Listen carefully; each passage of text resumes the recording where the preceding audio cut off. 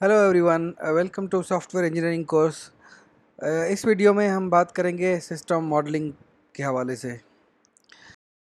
System modelling जो है एक प्रोसेस है जहाँ पे सिस्टम के मॉडल्स बनाए जाते हैं, एब्स्ट्रैक्ट मॉडल्स बनाए जाते हैं, और जो कि हर सिस्टम जो है एक सिस्टम का डिफरेंट व्यू प्रोवाइड कर सकता है। जहाँ पे तो इसमें सिस्टम मॉडलिंग में एब्स्ट्रैक्ट मॉडलिंग की जाती है जो कि सिस्टम बनना है या बन रहा है।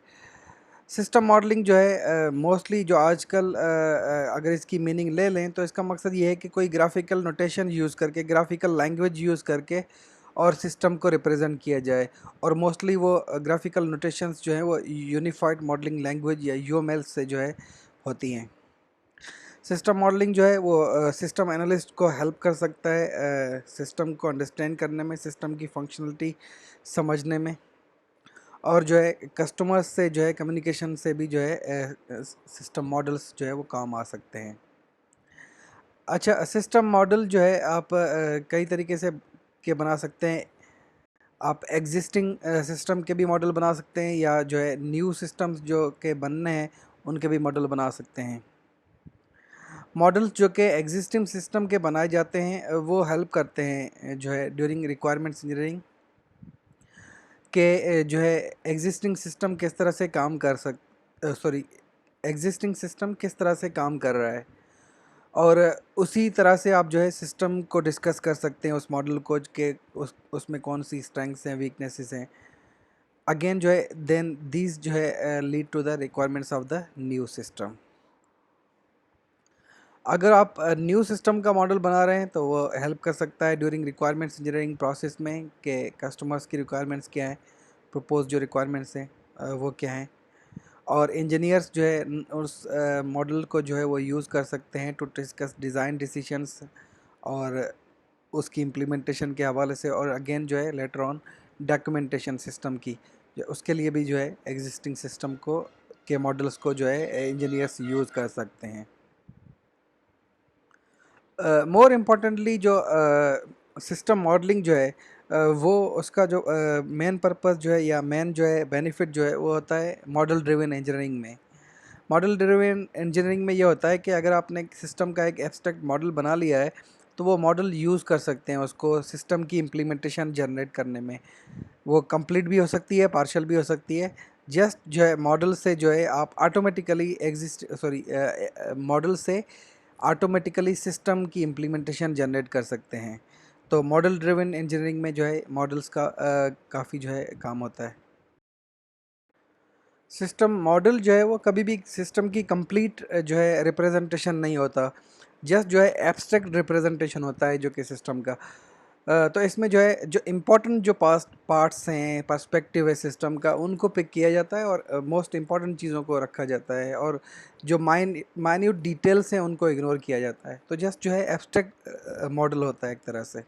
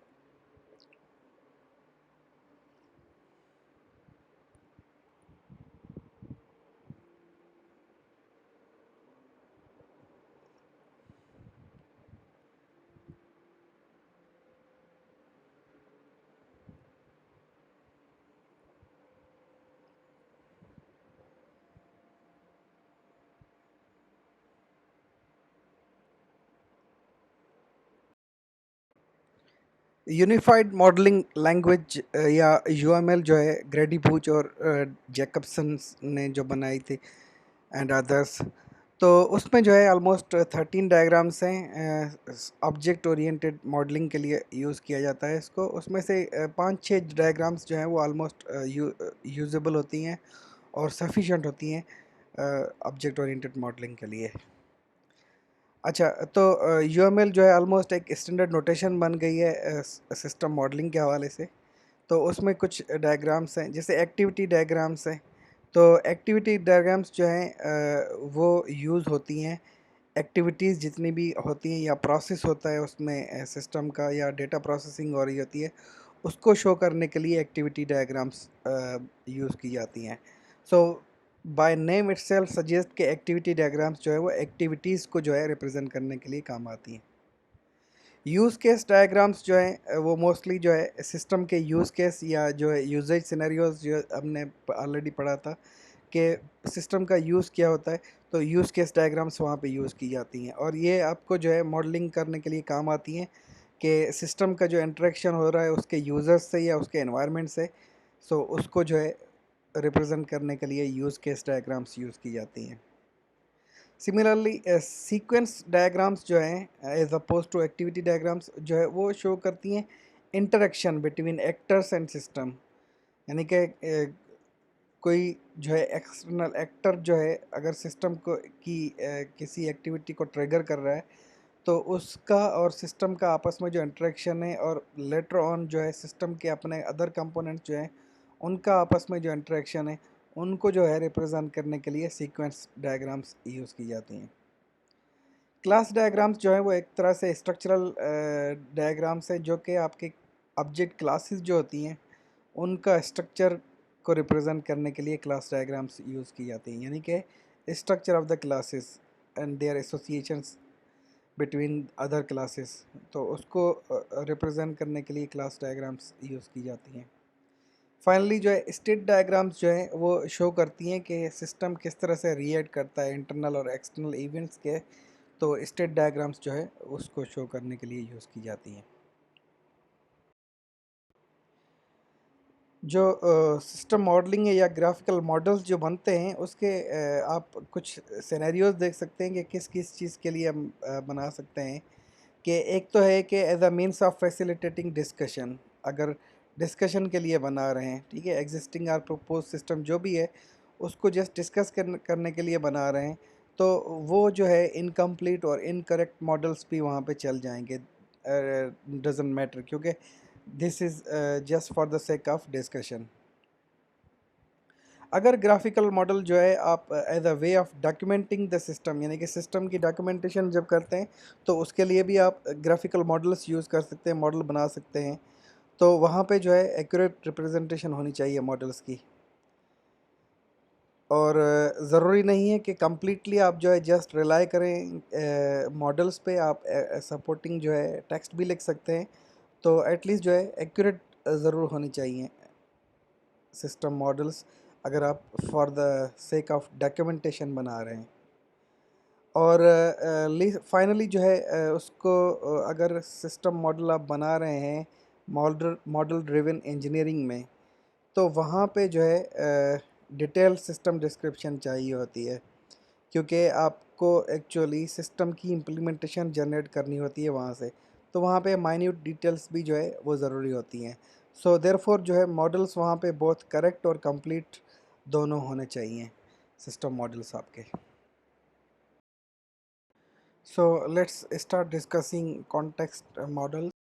कॉन्टेक्स्ट मॉडल्स जो हैं वो एक्चुअली इलस्ट्रेट करते हैं operational context of the system, यानी कि सिस्टम जो है वो उसके ऑपरेशनल कॉन्टेक्स्ट क्या है, किस कॉन्टेक्स्ट में वो ऑपरेट करता है सिस्टम।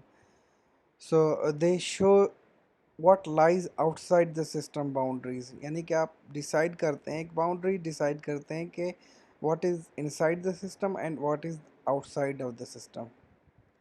और यही बाउंड्री डिसाइड करने के लिए जो है सोशल और ऑर्गेनाइजेशन कंसर्न्स जो हैं वो इस डिसीजन को अफेक्ट कर सकते हैं कि बाउंड्री कहाँ होनी चाहिए, what should be inside and what should be outside. So at least architectural models जो हैं वो शो कर सकते हैं रिलेशनशिप बिटवीन अदर सिस्टम्स। तो it can be the first step in developing context models. So जिस तरह से कॉन्टेक्स्ट मॉडलिंग में जो है सिस्टम बाउंड्री डिसाइड की जाती है कि what is inside and what is outside of the system. तो सिस्टम बाउंड्रीज जो है इस्टेब्लिश की जाती हैं इसमें सिस्टम मॉडल्स में, कॉन्टेक्स्ट मॉडल्स में।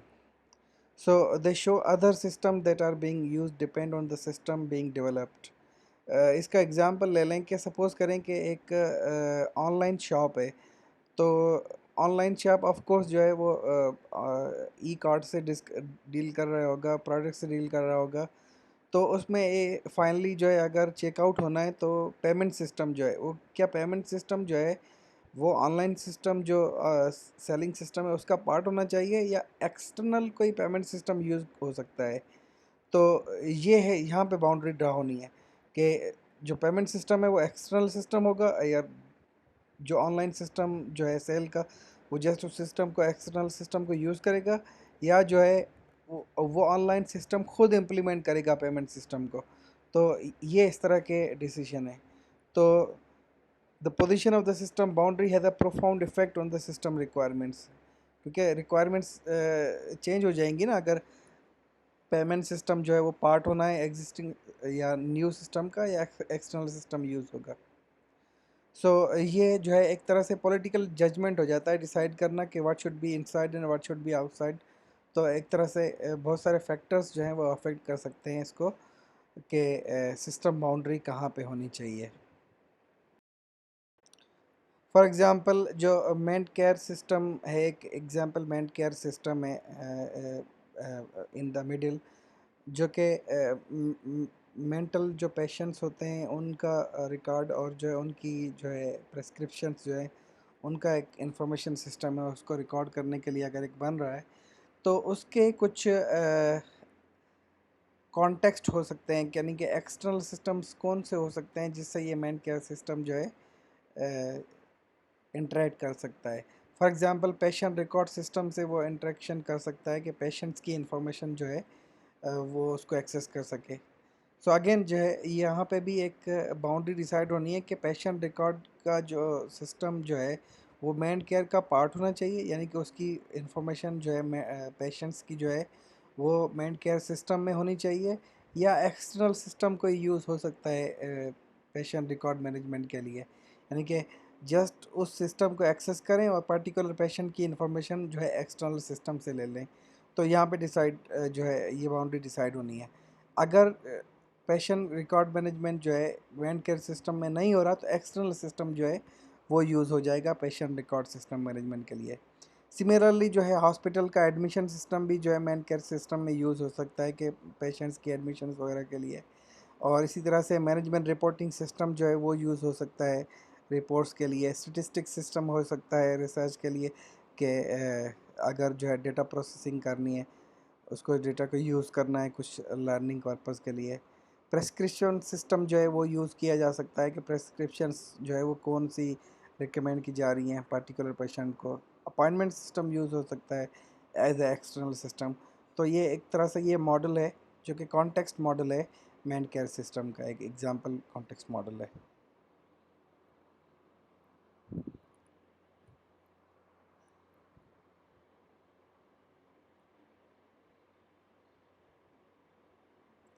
कॉन्टेक्स्ट मॉडल्स जो हैं वो नॉर्मली जो है रिकॉर्ड करते हैं कि सिस्टम का जो है वो एक्सटर्नल सिस्टम से इंटरेक्शन होता है, मगर उनकी जो है कंप्लीट रिलेशनशिप्स क्या है, इंटरेक्शंस किस तरह से हैं, वो इसमें डिटेल इंफॉर्मेशन नहीं हो सकती है यहाँ पे। फॉर एग्ज़ाम्पल कि कौन सा एक्सटर्नल सिस्टम जो है डेटा कंज्यूम करेगा जो कि सिस्टम डिज़ाइन हो रहा है वहाँ से आउटपुट जाएगा, या कौन से सिस्टम से इनपुट डेटा जो है वो नए सिस्टम में आएगा। सो इस पर्सपेक्टिव मॉडल जो है वो यूज़ हो सकता है इंटरेक्शन के लिए।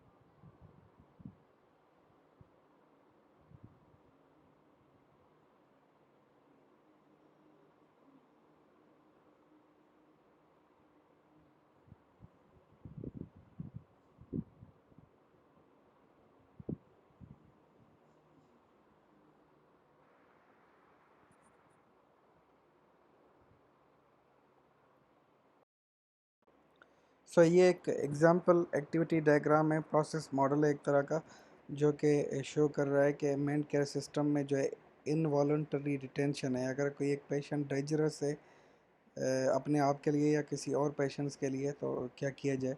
तो ये एक्टिविटी डायग्राम जो है ये एक प्रोसेस फ्लो बता रहा है कि कौन कौन से सीक्वेंस और स्टेप्स जो है वो होने हैं।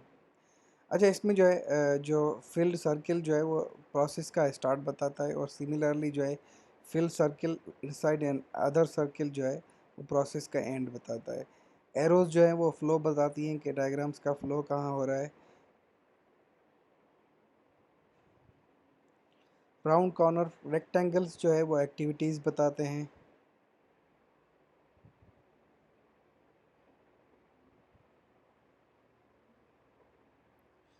और अगर जो है बहुत सारी एक्टिविटीज़ जो है वहाँ से अगर फ्लो जा रहा होता है किसी सॉलिड लाइन में, तो इसका मकसद ये है कि वो सारी एक्टिविटीज़ कंप्लीट होनी चाहिए before the next process starts. So for example inform patient of rights, और इसी तरह से रिकॉर्ड डिटेंशन डिसीजन।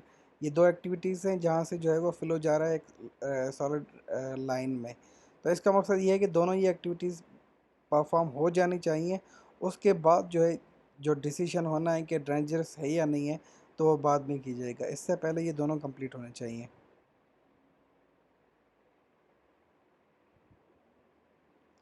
और सिमिलरली अगर जो है वो एक सॉलिड लाइन से फ्लो जा रहा होता है मल्टीपल एक्टिविटीज़ में, for example inform social care में जा रहा है, फ्लो जा रहा है सॉलिड लाइन से। इन्फॉर्म नेक्स्ट ऑफ किन में फ्लो जा रहा है सॉलिड लाइन से। अपडेट रजिस्टर्स पे लिंक जा रहा है, एक्टिविटी पे लिंक जा रहा है सॉलिड रेक्टेंगल से। तो ये inform social care, inform next of kin, ये सारी एक्टिविटीज़ इन पैरेलल परफॉर्म की जा सकती हैं।